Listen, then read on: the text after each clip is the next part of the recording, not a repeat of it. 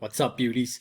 So before we get into looking at Lenin, Stalin, the Soviet Union, Hitler, and fascism, Nazism, all that fun stuff, we need to talk about techniques of dictatorships. Now, when we think dictatorships, ladies and gentlemen, we need to be thinking about a single party state with generally one person who is the leader who controls everything. When we think of dictatorships, we should be thinking authoritarian, totalitarian states. We should be thinking of autocratic governments which have total power over their people. Now, the main goal of any totalitarian state is to maintain control of their people. For all the bluster about Marxism freeing the oppressed masses, it's rather ironic to think about the level of oppression that we saw inside of these dictatorial states,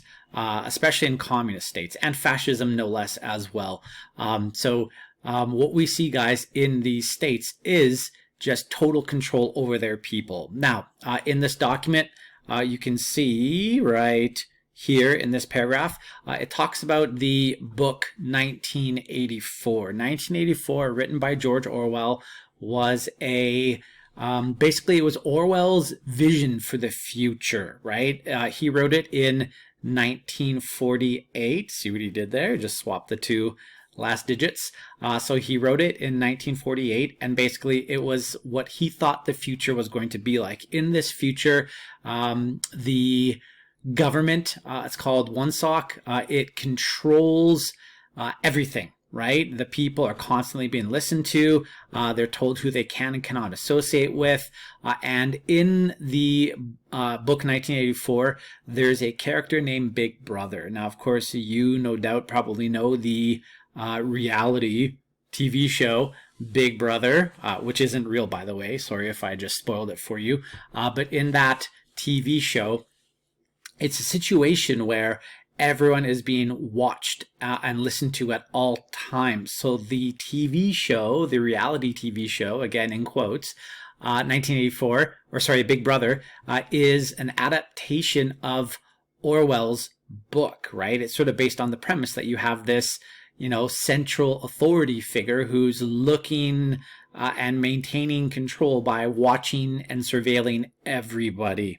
So yeah, guys, in the book 1984, there's slogans all over the place, and we can see it here on the document. People are always reminded that Big Brother is watching. I actually have a little bit of a conspiracy theory about the TV show Big Brother, in that I think it's trying to normalize the surveillance state that we continually see gaining more and more control over our lives in society today.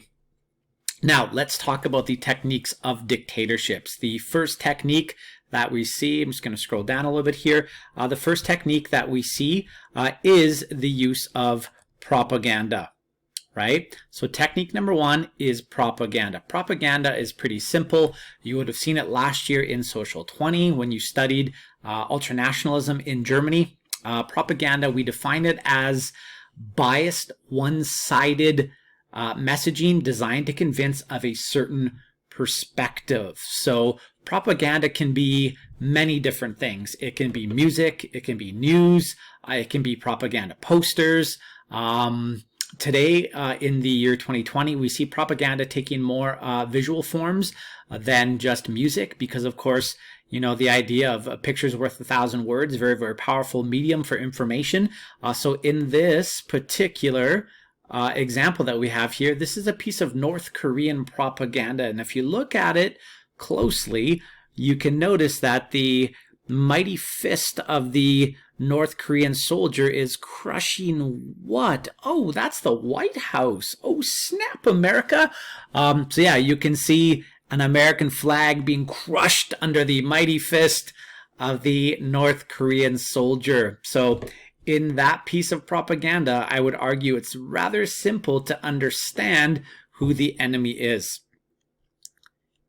In this next piece of propaganda, this is in fact an American propaganda poster from World War I. And in this poster, I don't know how well you know your World War I history, but the mad ape that we see here in the poster is wearing a helmet, and that helmet was symbolic of the helmets worn by German soldiers during World War I. And in this image, right, it says destroy this mad brute, enlist US Army down at the bottom here. It's obviously trying to demonstrate that, you know, if we let the Germans win, this is what's going to happen to our society. So we need to stop this brute and fight for our country, fight for our freedoms.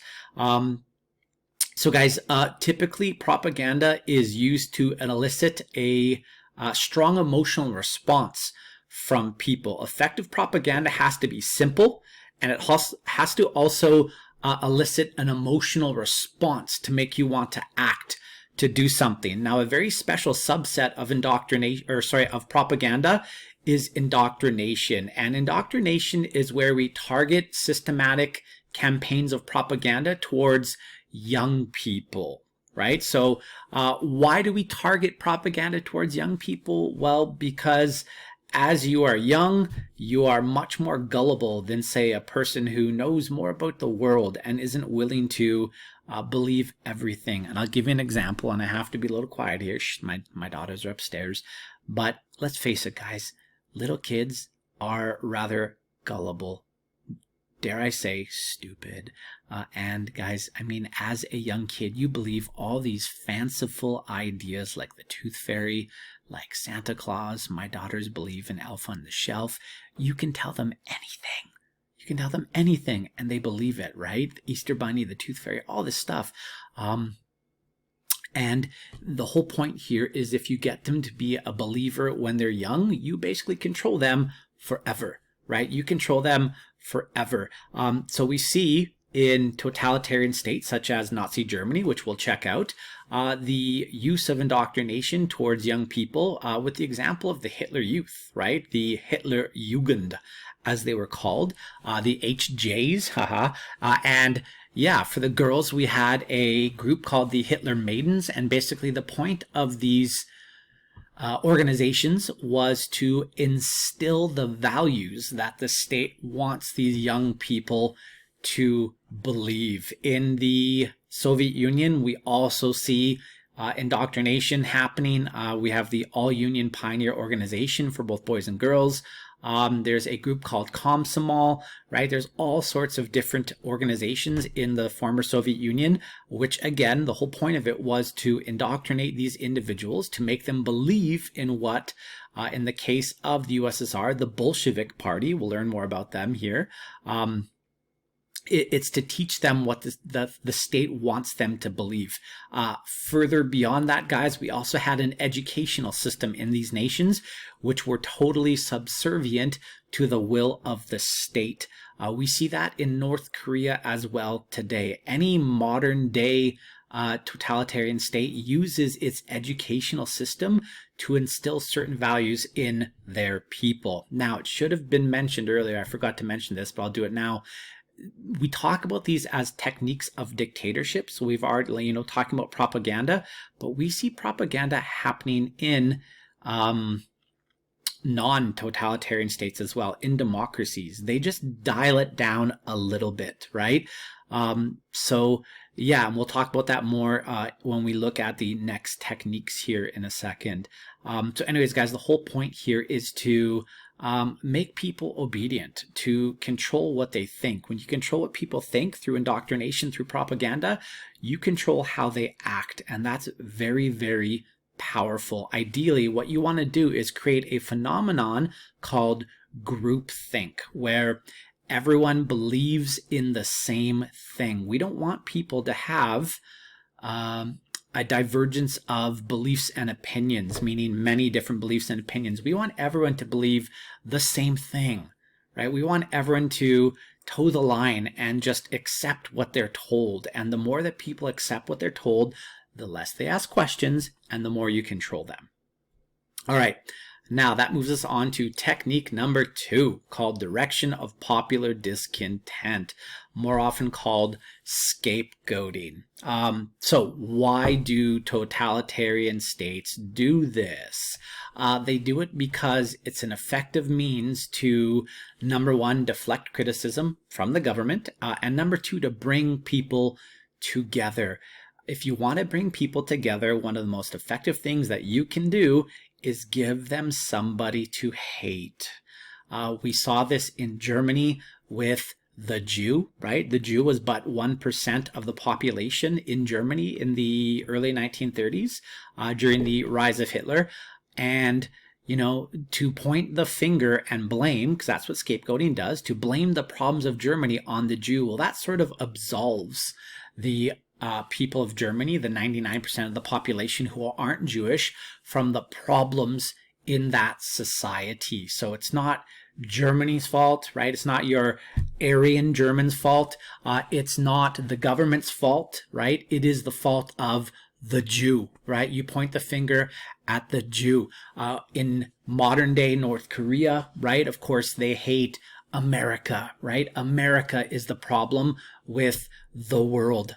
In the former Soviet Union, right? They directed discontent towards capitalists, right? We hate the evil capitalists. So when you have someone that you can hate, then it brings people together. And of course, governments that are totalitarian will use propaganda and make propaganda about these scapegoats. I mean, how much anti-Jewish propaganda did we see in Nazi Germany, right? We saw an example of anti-American propaganda from North Korea right there, right? So it's all about identifying who that enemy is to, number one, basically cause people to support the government, and number two, to basically create a common enemy for the people to rally around. So examples of scapegoats from history, right? We have that here. The Jews in Nazi Germany, kulaks in the Soviet Union. The term kulak right there on the page was used to refer to the capitalist class in the Soviet Union. And eventually they were, fancy term for you here, dekulakized. They were dekulakized. In Trump's modern day America, again, I said that democracies use these techniques as well. In Trump's America, the enemy, of course, would be like the Muslim, right? The Mexican who are taking their jibs, right? We got these Mexicans who are hopping over the border and are taking good old-fashioned American people's jobs, and we don't want that. So we're going to build the wall, right? We're going to build that wall and keep those Mexicans out. Yeah, you could also say that Trump is also demonizing, you know, the Democratic Party, the liberals in that society, right? Okay, moving on. Technique number 3, use of force. What are we talking about? Basically beating the shit out of people and killing them and making examples of them if that's what you need to do. Now, why do dictatorships use force against their people? Well, because it's effective. When there's things like mass executions, public demonstrations of people being hanged, shot, tortured, beaten, whatever it happens to be, right? Word spreads about these kinds of things. When people see individuals being made examples of, what happens is it causes them to shut up really, really quickly. So that violence, I always like to say, violence breeds compliance. To comply means to do what you are told. If you know that opening your mouth is going to get a billy club cracking you in the side of the head, chances are you're going to shut your mouth.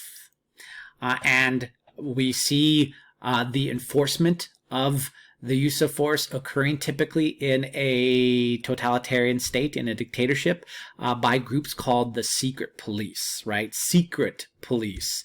Why secret police? Well, because they want to build an atmosphere of fear and mistrust. If people can't identify who the police are, right, in these dictatorial nations, not knowing who is or is not one, right? If there's a police officer in the immediate area and they're easily identifiable, well, you're not going to do anything wrong. You're not going to say anything negative about the government because it's easy to see. If you see them, you're just going to shut up. However, if you don't know who these individuals are, you are, meaning the secret police, if you don't know who the secret police are, well, then you're always kind of wondering, like, is that person a member of the secret police, or is that person a member of the secret police? I just pointed to a ketchup bottle, by the way. Is that person a member of the secret police? And because you don't know, chances are you're just going to shut up. And when you shut up, you stop spreading dissent, right? When people know that dissension against the government is going to result in them being either shot or sent to a North Korean salt mine or anything like that, you again are going to shut up. And that's what dictatorships want. So yeah, we see like in Nazi Germany, we'll talk about this, right? They had a secret police called the Gestapo, right? You could look at the SA, right? The brown shirts, as they're sometimes called, stormtroopers as well, or the SS, the fancy guys in their black Hugo Boss suits. You could look at them as a secret police, although they were more identifiable. But the Gestapo in Nazi Germany for sure is an example of secret police. In the Soviet Union, and we'll look at this very, very soon, they had a group called the Cheka. And basically the whole point of this, guys, was to root out people who are messing with the harmony of that society. Again, we want everyone to be thinking and acting the way the government wants, and this effectively extinguishes any sort of dissent against the government. Now, the fourth technique of dictatorships is known as controlled participation, right? We can see it right there on our screen. Controlled participation, what is it all about? The people need to feel like they are a part of something. Humans, we are social creatures. We need to be around people. We need to be with people. We need to feel like we're linked to them. We need to be connected to something. And controlled participation plays out basically in two ways. Number one, we will hold like rallies, right? We'll have parades and grand pageantry where, there'll be like, music and chants. And, if you see your neighbor across the street joining in with this, then, you're probably going to be more prone to join with them as well, because again, we are social creatures. We are programmed to be that way. So you'll have like rallies of support where people are going out and just being a part of the group, right? Being a sheep, just following the herd. That's what we want in dictatorial states. It gives people purpose and meaning to be a part of the crowd. So the first way that we see controlled participation in a totalitarian state is through like rallies of public support. Now, the second way that we see controlled participation occurring in dictatorial states, in totalitarian states, is through the use of fake elections. The people want to be given a modicum of input into their government, and this is how that happens. So the government will hold sham elections. Typically, when they have these elections, all the people that are offered to the masses in order to quote unquote vote for are from the same party. And if that is the case, is it really worth voting for? As a matter of fact, I've even heard stories of back in the days of Saddam Hussein, the former dictator of Iran, before his regime was toppled and then he was found and then hanged by the neck. Saddam Hussein used to have elections in his country, and when the people would open up their ballot, it would say Saddam Hussein, and that's it. When you vote in a Canadian election, there might be 5 or 6 different people on the ballot that you actually get to choose in terms of who you're voting for. But in the former state of Iraq, in the former Soviet Union, there was no choice. So those elections were actually quite useless, but it gives the people something to do. It is an exercise in participation that is controlled, right? Nonetheless, but it is still an exercise in participation. Again, it gives people a feeling of doing something, right? They actually feel like things are going towards some input into the government. Now, at the bottom of the page here, guys, what I want you to do is I want you to read these statements and I want you to classify them as one of these techniques of dictatorships. So read the statement. So A, B, C, D, E, and F. And then what I'll do is I'll record a quick video and we will just go through the answers here once you get a chance to have a look at them. All right. So if you have any questions, hit me up. Love you guys. Hopefully you're staying isolated, keeping the corona away, and we'll talk soon. Okay. Peace.